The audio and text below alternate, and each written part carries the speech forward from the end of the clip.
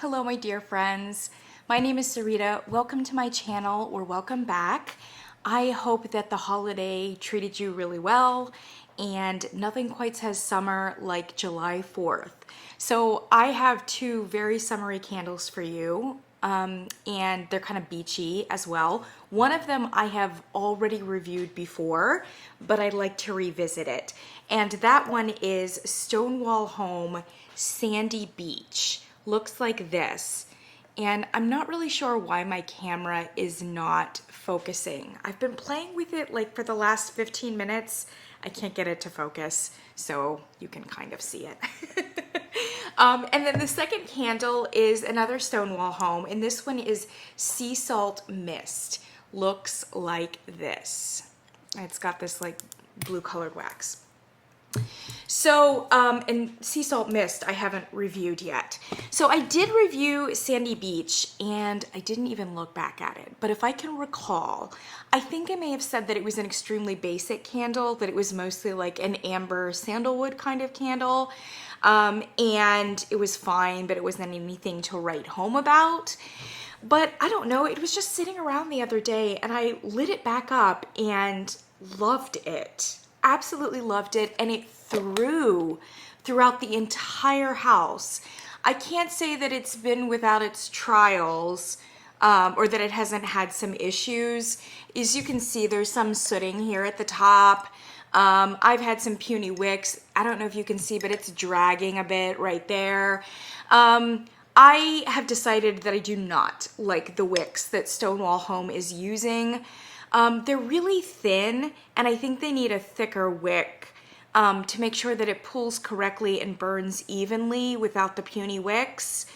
The thing about heavier wicks and thicker ones is that they tend to burn hot, have a lot of carbon residue, do a lot of sooting, etc. Smaller wicks don't do that as often, but then they have a tendency to go puny or to not pull correctly. This one seems to be the worst of both worlds in that they're small and they do the puny wicks, but they also soot. So I don't know what Stonewall Home is using, but I really think they need to revisit that whole situation. This is more than a sandalwood candle. And I'm smelling the coconut now, whereas before I couldn't. So this got very roasty, especially toward the end. And there were moments where I thought I was smelling some butterscotch. And I closed my eyes once and I was like, could this pass as butterscotch, say, for the holiday season? And I thought to myself, no, it's like way too dry. It's caramel, but it's like dry. That's the only way that I can describe it. Very hot, very dry, whereas like caramel or butterscotch, you think like an ooey gooiness, a little bit of a gourmand. It wasn't like that. So then I started having more respect for it because I'm like, oh, it does kind of invoke like a sandiness, a dryness. And like I said, the coconut started coming out more as I burned through it. So that now it is coming across like really pretty beachy, but also super warm and caramel. But it's not overly sweet because of the sandalwood. I really love it. Not only did I rediscover this and decide that I absolutely would repurchase it again, but I found that it was exactly what I needed from some of the other summer candles that I was burning that were a lot more extra. Sometimes it's nice to have a more basic candle to just kind of clear your spirit, take a deep breath, have a palate cleanser. This is so great while still staying within that like summer beach kind of genre.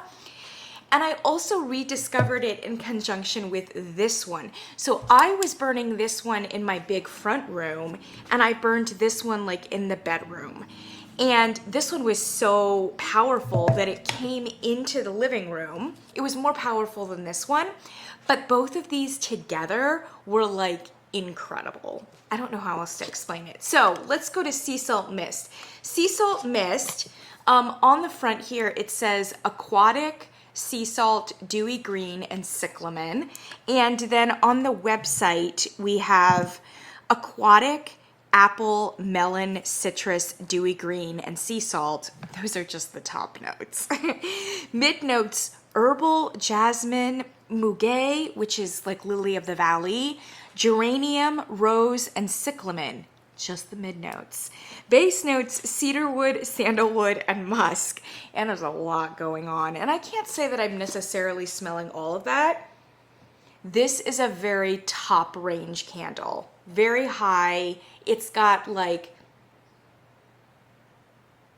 I think it's possibly the fruitiness of like the apple, melon, citrus with the green and the aquatic and the sea salt. So really just all of your top notes is what it is that you're getting. I don't know that I'm getting a whole lot else, but it's not as sweet as you would think given all of those fruit notes, which means that there is a little something that's floral, but I would say that probably the green notes and then possibly some of like the wood notes are like, it's not really grounding it because like I said, this is not a base candle, but I would say that it is cutting the sweetness. This candle, it's lovely. This candle, like I said, very top range.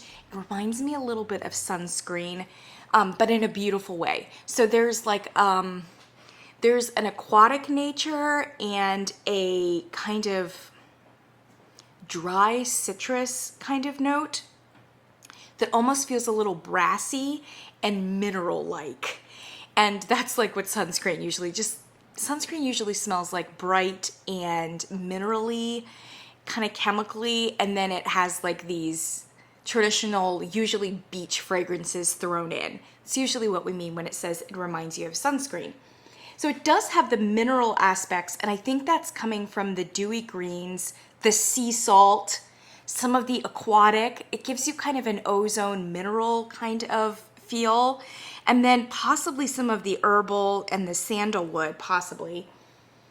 It's giving you just that really kind of light, it's a very thin fragrance despite all of those notes. It's thin, it's light, it's a little bit acidic, and it's a little bit mineral and aquatic.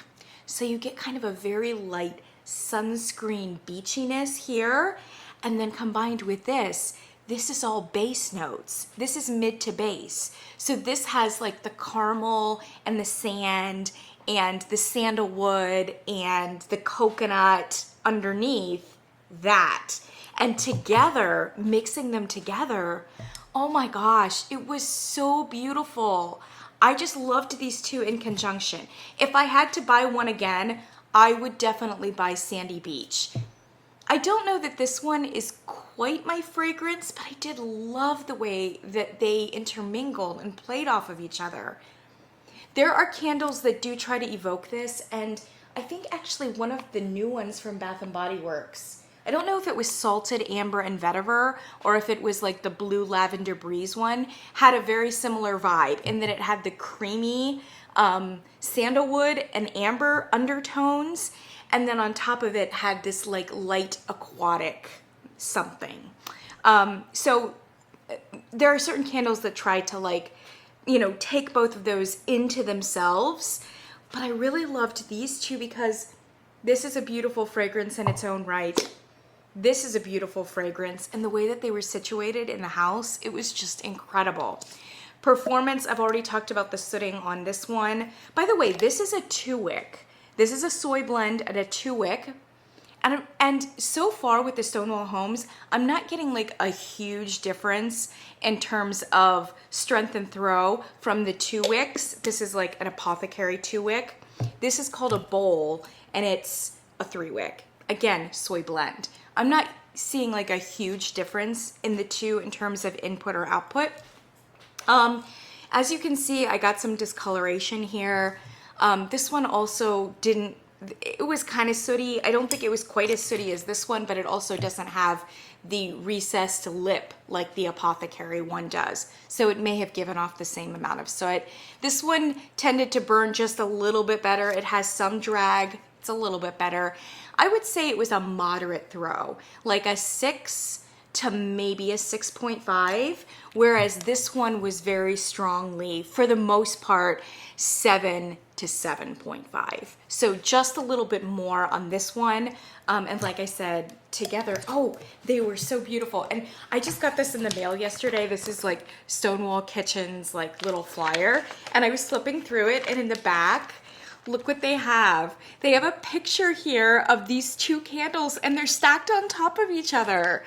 Sea Salt Mist and Sandy Beach. And I looked at that and I was like, great minds. Those two absolutely need to go together. Although it's reversed in this case. Like it's the sea salt is in an apothecary, and that one, Sandy Beach, has a bowl, a 3-wick bowl. At any rate, they are available, all of them, on the website in all the various different formats. These are mediums, and they are $18.95, but usually you can get them on sale because Stonewall Kitchen does run a lot of really great sales.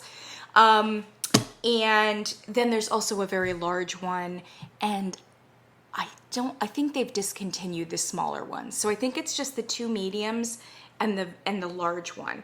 These are respectively 13.75 ounces for the 2-wick and 15 ounces for the 3. A little bit more like a Bath & Body Works style.